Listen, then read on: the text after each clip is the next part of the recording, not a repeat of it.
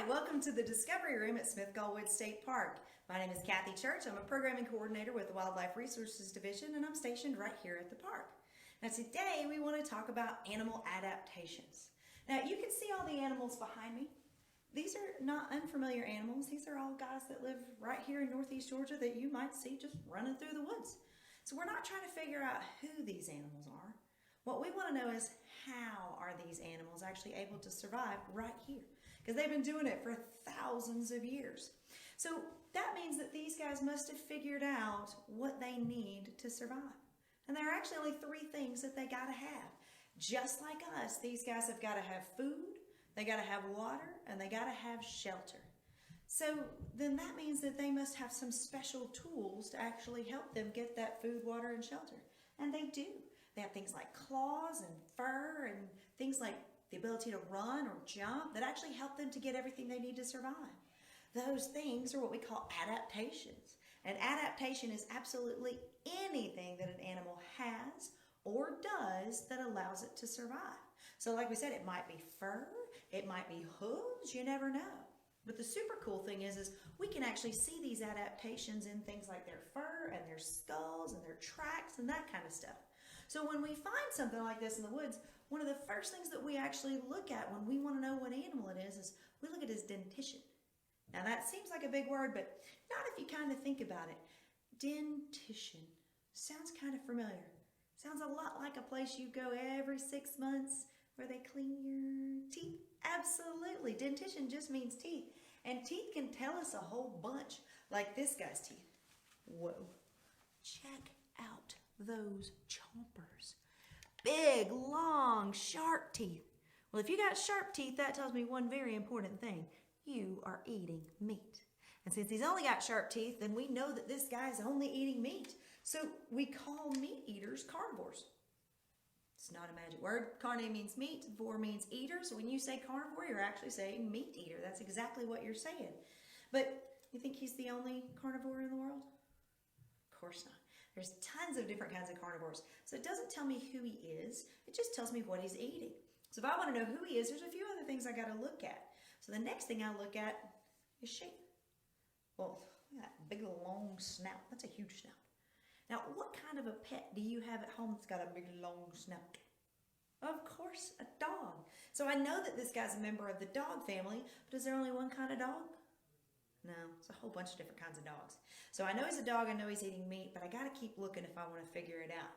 So the next thing I look at is where are things on his body, like his eyeballs. Look at those eyes. Those eyes are pointing straight to the front. Now there's only one reason to have eyeballs that look straight ahead. And that's so you can actually see what you're hunting. If you've got eyes that point straight to the front, that gives you good, clear vision and depth perception. So you can tell how far away something is. So I know that he's a hunter, and animals that hunt their food, we call predators, right? So there's a little rhyme that helps us remember with mammals like this guy, eyes in the front, predator hunts. So I know he's a predator, I know he's eating meat, I know he's a dog. I got to look at one more thing if I want to figure out who this is, and that's size. But you can't just pick it up and go, oh, that looks pretty big. No, it doesn't work that way. You got to compare it to something. So usually we just compare it to ourselves. So if you look at his head and my head, would you say he's big, middle, or little? Yeah, he's kind of a medium-sized guy. So he's definitely not bigger than me, but he's not teeny-tiny like a mouse. So he's probably only going to be about knee-high. Now, who would be the only wild dog eating meat running around in our woods about knee-high? Yeah, that's a coyote, absolutely. And I didn't have to bring a coyote to figure that out. I could tell what he's adapted for. He's adapted for eating small mammals. But some animals, they don't get any sharp teeth at all. Like this little fella. Check that out. All of those teeth, they're flat.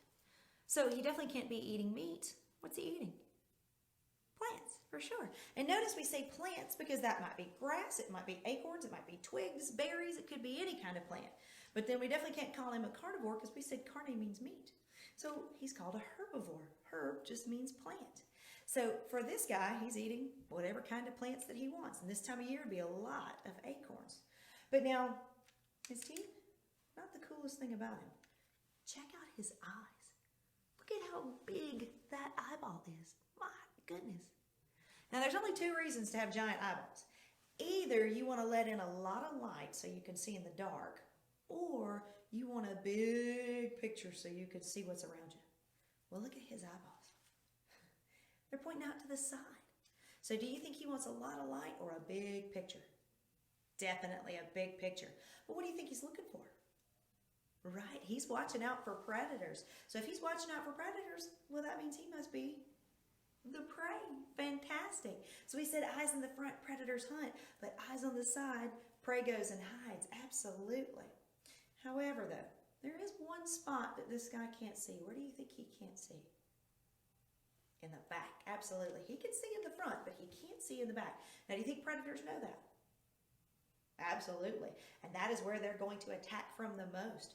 So remember, for every adaptation you may have, somebody else has adapted to overcome that anyway. That's how nature keeps everything in check. That's what she does. But this is a pretty big guy. So who's going to be a big guy eating plants, walking around in our woods with his eyeballs on the side of his head? Yeah, that's a deer. Absolutely. They're a big animal. But some guys get super lucky and they get both teeth. Whoa. Check out those chompers. That's amazing. But he's got sharp teeth up front, flat teeth in the back. So that tells me he's eating both meat and plants. So we can't call him carnivore. We can't call him a herbivore. He's eating both. So what do you think we call the animal that eats both? Exactly, an omnivore. But if carne means meat and herb means plant, what do you think omni means? It means all. And we call him the eater of all for a very specific reason. He will eat meat, he will eat plants, but he will also eat live or dead. Either one, it doesn't matter to him. But again, his teeth, not the coolest thing. Check that thing out. Ooh, what is that thing? That's his nose, absolutely. And it's not impressive that he's got a nose. We've all got noses. That's not the impressive part. Look at how much of that face is nose. It's huge. If you had a nose that big, it would take up this much of your face. Now, besides being really, really weird looking, what would you be very, very good at doing if you had a nose that big? Smelling, fantastic. You would be an expert smeller. This guy's sense of smell is 7 times better than a dog. He can actually smell food 18 miles away. Now, that's a long ways. 18 miles from here where we are in Helen is past the next town, Cleveland. That's a really long ways. So when we see something like that, we know that this guy's hunting tool is his nose. And he's a big guy. So who's going to be a big guy eating whatever he wants with a great sense of smell running around in northeast Georgia? Yeah, that's a bear. But what kind of bears do we have in Georgia? Whew, thank goodness, no brown bears. That's a big, scary bear. We don't have any of those. We have black bears, absolutely. But now, why do you think we call them black bears? Yeah, science is not hard. He's got black fur. But this black fur is super, super important. This black fur actually helps to camouflage him. But now here's the more important question. Why in the world would an apex predator like a bear need to hide? Now, apex just means tippy top. That means that the black bear in Georgia is the #1 tip-top, biggest, baddest dude in the woods. There are no predators above him. So then why does he need to hide? Yeah, because he's got to sneak up on his prey. He's an ambush predator. If you're 250 pounds just stomping through the woods, nobody's going to wait around for you to catch up with them. They're all going to run. So for him, he uses this black camouflage perfectly because bears in Georgia are found in the woods. We don't really have caves here, so there's not a cave for them to be in. They're just out in the woods. And if you go out in the woods on a nice, bright, sunny day, guess what you're going to see under every single tree out there? And don't say bears, because that would be a lot of bears. No. Shadows. And guess what color shadows are? Black. Isn't that perfect for hiding during the dark time of the night or hiding in the shadows during the day? It's brilliant camouflage. So he uses that camouflage and his big wide feet to slowly sneak up on whatever he wants to eat. And then when he gets close enough, reaches out and he's got it. That's what he does. So he's got fantastic camouflage, great sense of smell, super sharp teeth, but he's still got another tool that can help him out. What else has he got? Claws. And black bears have some serious claws. Look at the size of those claws. Oh my gosh. But the cool thing is they're curved.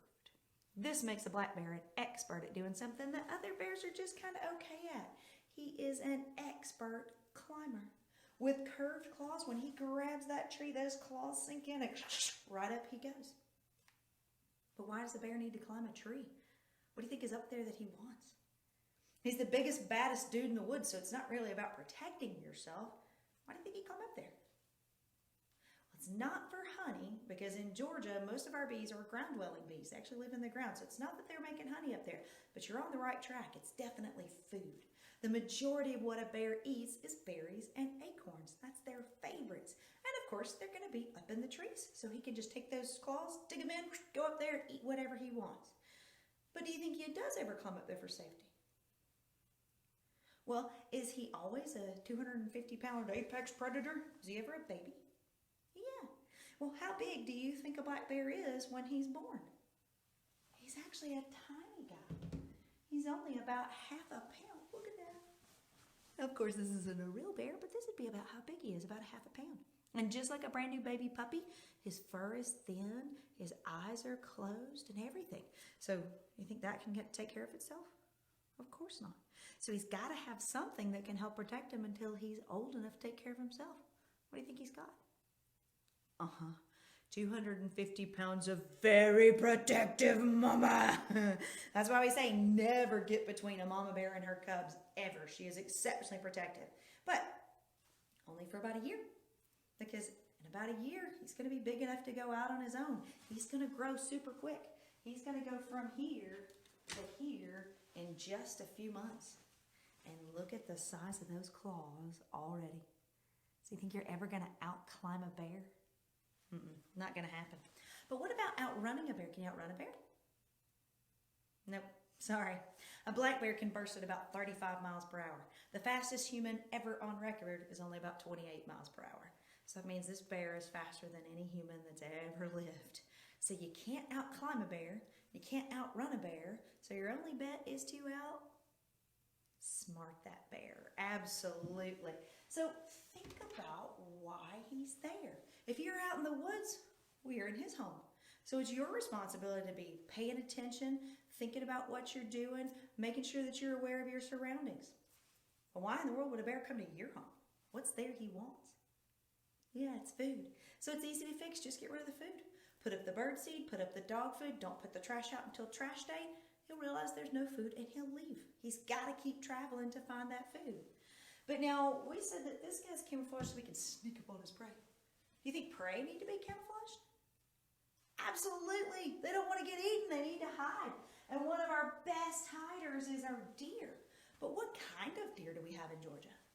Yeah, white-tailed deer. But again, science is not hard. He's called a white-tailed deer because he's got a white tail. But more importantly, what's it for? Why in the world has he got this white tail there? It's actually very simple. He's a herd species. Deer live as a family. So if there's any danger, they want to make sure that the whole entire family knows. And in the wild, white means warning. So when there's danger, a deer will pop his tail up, and it's not just his tail, it's all down the backs of his legs, it's all white, wave it back and forth, and every deer around him knows that there is danger. But when there's danger, a deer actually has two choices. He can run or he can hide. But what do you think he does first every time? Do you think he runs or hides? He actually hides. And you've seen him do it whether you know it or not. You ever drive up on a whole bunch of deer out in the field and every single one of those deer go and stare at you? They are not surprised. They heard you coming a long ways away. But their way of hiding is simple. It's what we call crypsis. And crypsis just means to stand perfectly still. When we say perfectly still, we mean perfectly still. Their eyes don't blink, their ears don't twitch, their tail doesn't flick, nothing. And when you have this brown camouflage in the woods standing perfectly still, you just vanish, you disappear. But if you're in a big green field, are you going to blend? Of course not. So you just look surprised. But then, as soon as they realize that didn't work, off they go, and up goes that tail. But now here's the brilliant part. When he's running and waving that tail, think it slows him down at all? Nah. Does it make any kind of noise that a predator could follow? No. Because that'd be silly for a deer to be running through the woods going, ah, ah! follow the noise. They know exactly where he went. So this bright white tail lets all the other deer know that there's danger, but once they hit the woods, boom, down it goes. Because the top of that tail is brown. They're going to cover up that white so you can't see them once they're in a safe place. But here's the weird thought. If white is for warning, why then do fawns have white spots all over their bodies? If we look at a fawn, like this little fella, see all those white spots all down his back? Well, that's not for warning, because he's not warning anybody. It's actually all about his legs. Look at those little bitty legs. Now, do you think this guy's going to be very fast with legs that short? No. Now, he can run within an hour of being born. Now, that takes you at least a couple of years to figure out. He does it in an hour. But with legs that short, he is not going to be fast. So running is not an option for a fawn. His only choice is to hide. So what the doe, the mama, does every morning, she usually wallows out a spot in some tall grass. She lays him down and leaves him. And everybody looks at me like, leave him, that's so terrible. It's actually very smart. Because when she lays him down in that grass, his back looks like the brown ground with sunshine shining down through that grass. He is perfectly camouflaged for hiding in that grass. But even better, he's born with no scent. I don't mean he can't smell. I mean, he doesn't smell like anything. So if you can't see him and you can't smell him, is he going to be easy to find? Of course not. And Mama's not gone far. She's pretty close by. She knows where he is. She can hear him and everything, but she's pretty much a decoy. If a predator starts chasing after Mama, that's okay. She'll just outrun him. She's fast. Okay? But if he tried to keep up with Mama, that would be the end of baby. So what we have to be careful about is what I call Bambi syndrome. If you ever see a fawn laying in the grass, don't touch him. He's not alone. Mama's close by. But if you pick him up and you touch him, guess what you're going to put all over him? That's right, your scent. And if he has a scent, he can be tracked by predators and killed. So if you ever see him laying in the grass, leave him right there. Mama's going to come back at night. She's going to feed him, take care of him, hide him all over again in the morning. That's what she does every day until he's big enough to take care of himself. But now, both the deer and the bear are what we call diurnal animals. That means these guys work during the daytime. What is it we call guys that work at night? I always forget this word. Yeah, nocturnal. Now, do you think nocturnal animals need camouflage?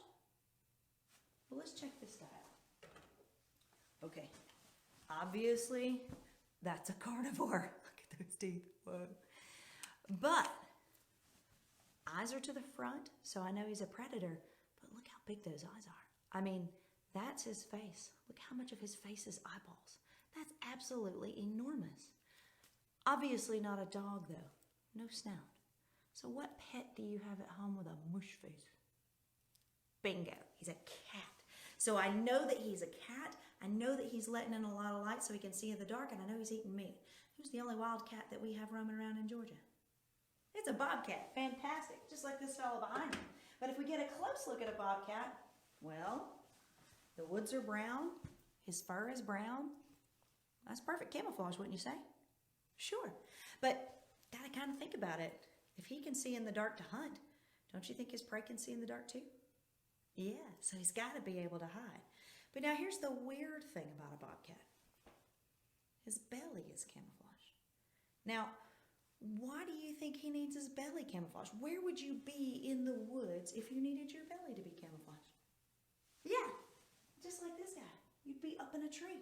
And his camouflage is perfect for him being up in the tree, because what a bobcat likes to do from up in that tree, he likes to pounce and drop right down on his prey so that he can eat it. So if we look at his belly, it's perfect for being in the trees. If you think about looking up in the forest, then at night you would see the moonlight and all the shadows of the leaves, all those little shadows. It even works in the daytime.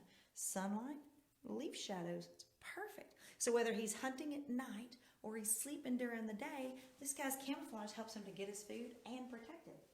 But you know, the weird thing is, some guys don't have any camouflage at all. Like this fella. Now, we all know exactly who this guy is. This is our striped skunk. But if that stripe is not for camouflage, well, then why is it there? What's it for? Yeah, this is warning again. But do you think he's warning other skunks? Nah. He's warning predators, if you mess with me, woo, it is not going to be good. But this is how he gets his scientific name. His scientific name actually means poison gas. The good thing is it's not a poison. You're not going to die, so you don't have to worry about any of that. You're just going to kind of wish that you did. But problem is it's not a gas. If it were a gas, oh, life would be so easy. Because he would spray, psh, the wind would blow, and it'd just blow it away. Nope. It's an oil. You ever seen your mom cook with cooking oil? It's kind of a greeny yellow kind of color. Yeah, it looks almost exactly like that, and it's made in a gland right back here at the base of his tail. It's made exactly the same way your mouth makes spit. Well, you know that you can spit and turn around and spit again, correct? Yeah. Well, he can spray and spray over and over and over again. Problem is, it doesn't work like our spit. It doesn't go like pew, pew. It goes everywhere. And this guy can spray 15 feet. So that means he sprays in all directions for a really long distance. And because it's an oil, it gets all over you. And it's gonna be gross because your eyes are gonna start streaming water. Your nose is gonna start pouring snot. You're gonna cough and gag. Yeah, guess what? While you're doing all that, guess what he does? He just walks off. Doesn't bother him at all. So for us, being sprayed by a skunk is an inconvenience because you're gonna be smelly. And I don't care what anybody has told you about tomato sauce, tomato juice, tomato paste. You can go swimming in a giant big old pot of spaghetti. It doesn't matter. You're just going to smell like skunk and tomatoes. Trust me on this one. The only thing you can do is just wash, wash, wash, wash, wash, wash, wash. So that's why I say for us it's an inconvenience. But think about the bobcat. The bobcat's going to respond exactly the same way as we do. His eyes are going to water, his nose is going to run, he's going to gag, all that kind of stuff. So he's not going to get to eat the skunk. But now he smells like skunk. So do you think he can sneak up on his prey if he smells like skunk? Absolutely not. So when we see this stripe, we think stinky. When they see this stripe, they think starve. So do you think many animals like bobcats get sprayed by skunk very often? Nope. So think how brilliant this adaptation is. Hardly has to use it. The warning sign runs off the predators. It's brilliant. But now here's the super weird thing. There are animals that eat skunks. Ew. Yeah. Well, if they're eating skunks, what do you think that animal must be missing? That's right, they can't smell. Guess what? Most birds can't smell. Say for vultures and a few species of parrots, most birds can't smell. So owls at night, snatch that guy up, eat him for dinner, and not think twice about it because they can't smell it, so they don't care. So remember what we said. For every adaptation you've got, somebody's got an adaptation for overcoming it. That's how we keep everything in balance. But now some guys, their camouflage is just weird. Like this fella. Sometimes he's white, sometimes he's gray, black, all kinds of different variations of there. But who is this guy? This is a possum. And this is actually my favorite animal up here. Most people go, oh, possum. But he's actually one of my favorite animals for a whole bunch of reasons. Possums have a whole bunch of cool things. But my favorite thing about the possum, possums eat ticks. So if a tick gets on the possum, he's going to turn right around and eat that guy, which means that tick is not going to get on me. And that's good because ticks can carry diseases that make humans very, very sick. Possums, on the other hand, not so much. Their body temperature is too low to even carry rabies. So while you're sleeping at night, this guy's going around and getting rid of pests and stuff for you, which is really handy. But what makes a possum even cooler, a possum has got something no other animal over here's got. No other animal in all of North America's got this. And I'll give you a hint. Think kangaroo.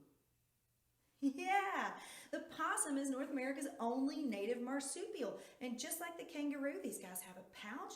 The babies are born tiny and then they develop in the pouch. But you got to understand what we mean by tiny. A possum can actually have 12 babies. And all 12 babies will fit in that teaspoon. Look at that. It's only about the size of my eye. But all 12 babies will fit in there all at the same time. At the smallest, when they're born, they're the size of about a piece of rice. At the biggest, they're the size of that raisin. So these guys are tiny, but they're tiny for a very good reason. They're not done developing yet. When they're born, they don't have any fur. Their eyes are closed. They don't have lower legs, just arms. But with those little arms, they crawl up to the pouch, and in a couple months, they're going to come out of the pouch, and they're good to go. Eyes are open, all their fur, all their limbs and everything, but they're still little tiny possum babies. So she lets them ride on her back to protect them like a little possum school bus. Absolutely. But now she does do all the things we know. They do actually hang upside down. They just don't hang by their tail. They're too heavy for that. they hang by their feet because their feet have something that our hands have. They've got an opposable thumb, just like we do, so she can actually grab hold of that limb and hang upside down. A lot of times she'll wrap her tail around to have a place to put it. That's why she looks like she's hanging by her tail. But she definitely does the playing dead thing for sure. But most people have no idea how good these guys are at playing dead. When they play dead, their heart slows down, their breathing slows down, they drool, they go completely stiff. They even put out a smell that smells dead. Everything seems dead. But the main thing most people don't know is these guys can stay that way for up to 4 hours. So imagine breakfast to lunch being out cold. And because of that, a lot of times people think they're really dead. And they'll see them laying out in the yard and they go, oh, gross. Dog killed a possum. Now I got to go bury it. And they'll pick it up. Oh, this is disgusting. That possum will sit up and look at him. Because when he wakes up, he's going to give you what we call the possum grin. And I don't mean that she looks at you and goes, hey. Pull her lips back far as she can. Open her mouth as big as she can. And then hiss at you. And she does that because she's got 50 razor sharp teeth in her mouth. Look at that. Those are huge. That's more teeth than any land mammal on the planet. So it means she's got more teeth than a bear, more teeth than a bobcat, any of them. So even though I like possums, you think I'm ever going to play with one? No way. Not with 50 sharp teeth. And that's why we say wild things are wild, leave them in the wild. But if we were out in the wild with the possum, we might see this guy too. Who's this guy? Yeah, that's a raccoon. And you can see why we call him Ringtail or Bandit, because he looks like he's got a mask on his face. But his scientific name describes him a little better. His name is the Washer. We gave him that name because what we noticed is he would always take his food, put it in the water, and eat it. Over and over again. Food and water, eat it, food and water, eat it, food and water, eat it. So we thought he was washing his food. But it's actually not true. You ever been in the pool or the bathtub so long your fingers get all wrinkly and pruny and they feel really weird? Yeah, he's doing that on purpose. When his hands are wet, even in the darkest part of the night, completely underwater, he can tell if he's got a rock or a fish or a clam or a crayfish or whatever it is before he ever brings it out to look at it. So those super sensitive hands are actually helping him to see in the dark. But they also make him an expert climber because of that gripping ability. But you know where the last place I saw a raccoon was? I saw 5 raccoons on a tree one day taking a nap. Now that wouldn't be so impressive, but this is a heavy animal. He's fat, he's about 20 pounds. And that poor old tree wouldn't have been about this big around. It was so heavy with raccoons that the whole tree was leaned almost all the way down to the ground. Now, 2 things happened. One happened in my imagination, and one happened for real. In my imagination, the last raccoon fell off the tree, and the other 4 went flying through the woods. The sad thing is that I laughed so hard at my imagination that I laughed out loud, and the horse I was riding actually stopped walking and looked at me like this. Looked at me like I was crazy. But it was so funny to see that in my head. It didn't really happen though, because that tells you how good of a climber this guy is. 5 raccoons on there totally asleep, almost upside down, not one of them fell off, no problem. Because that's what he's built for. But now, playing around at night are these guys too, and we know these guys really well. Who are these guys? Yeah, these are fox. But now, here's the cool thing about fox. One of them is supposed to be here, and one of them is not. Which one do you think is the native one, the one that's supposed to be here? Do you think it's red fox, or do you think it's gray fox? It's gray fox, absolutely. If you look at that camouflage, that's perfect for being here. But then how did red fox get here? He came here from England. Now, how in the world did he get all the way across the ocean to be here? He's a good swimmer, but he's not that good of a swimmer. Yeah, a boat, absolutely. When the settlers came over, their absolute favorite sport was fox hunting, which means that you chase a fox on horseback. So when they got here, they said, oh, lovely, look, there's a fox, let's go chase it, yay. There's just one small problem. His nickname is Tree Fox. So what do you think happened when they tried to chase him? Straight up a tree. This is one of the few dogs in the whole wide world that can climb a tree. And he can do it very simply, because remember those bear's claws? His claws are curved too, and his front feet turn in with powerful back legs. Straight up the tree he goes. These guys are actually known to den or build their house 30 feet up. That's 3 stories up. So those old English dudes said, oh, this fox won't do. Let's go back to England, get a fox, put it in the box, put the box on the boat, bring the boat back to America, let the fox out of the box, and then we can go and chase it. Yeah! And do you think they caught them all? No. So what we end up with are two animals that eat the same thing at the same time of day. So what do you think happens when you got two animals eat the same thing, same time? Oh yeah, they're gonna fight over it, absolutely. But guess what? That didn't happen. It's what we call direct competition. Usually they fight over it, one lives, one dies. But these guys, they're just behaviorally different. They didn't do that. Most people go their whole entire life and they never see a gray fox. Gray fox is very, very shy. He likes the deepest part of the woods and the darkest part of the night. And usually most people are looking down. Maybe you gotta look up for him. This guy, on the other hand, he's just more bold. He'll be out during the daytime. He'll eat out of cat food bowls. He'll walk through your subdivision. Last place I saw a red fox was just down the road from the park, sitting next to a stop sign at 10 o'clock in the morning. He was like, "Sup, I'm a fox." He was just chilling. They're just a different behavior, and that actually helps to keep them separated. But now, our last guy, I bet you can tell who he is just by his teeth. Look at these big, gigantic teeth. Now, the awesome thing is everything about these teeth is real. That orange color, everything, totally real. That orange color is an iron compound that makes the front of his teeth really, really strong. He doesn't have it on the back. Check that out. So what that means is when this guy chews, the back breaks off faster than the front and it sharpens his teeth for him. So if your whole entire job is to chew, it's really smart to have self-sharpening teeth. So for a beaver like this guy, or for any other rodent, rat, mice, squirrel, they all have these big old teeth. But what happens if he breaks a tooth? That would be bad.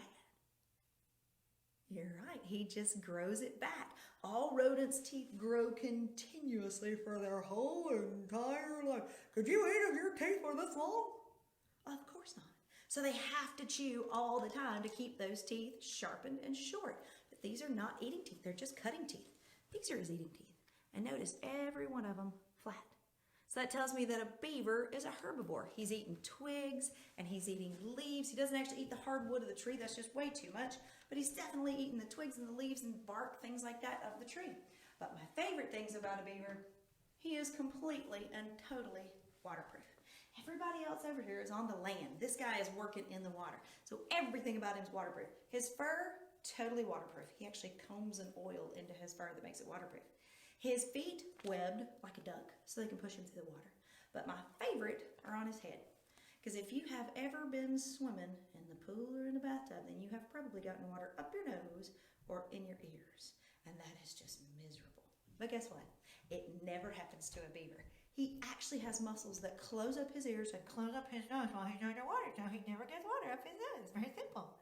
But my favorite are actually his eyes, because he's got to keep his eyes open so that he can work underwater. So for a beaver, he has 3 eyelids. 2 just like us, 1 top eyelid, 1 bottom eyelid, but he's got a 3rd clear eyelid that comes from the side called a nictitating membrane. That's like his own goggles underwater so he can work. Because he may be down there for a while. This guy can actually hold his breath for up to 20 minutes. A human, our average is 1. He's holding it for 20 minutes. So that's a long time of being down there. But we probably know him best because of that tail, right? But do you know what the #1 job of his tail is? He definitely pats mud, for sure. Yep, he does slap for warning. But what's he doing all day long? Swimming, absolutely. So his feet push him forward, but his tail actually helps him to turn right and left and up and down and go everywhere that he needs to go. So a beaver is perfectly built for his job, just like everybody else up here. So remember, all of our animals are able to survive where they are because they have the adaptations that they need for being there. Thank you for joining us in the Discovery Room today. I hope you are having a fabulous day, and feel free to go to our website at gastateparks.org/SmithgallWoods. Have a wonderful day.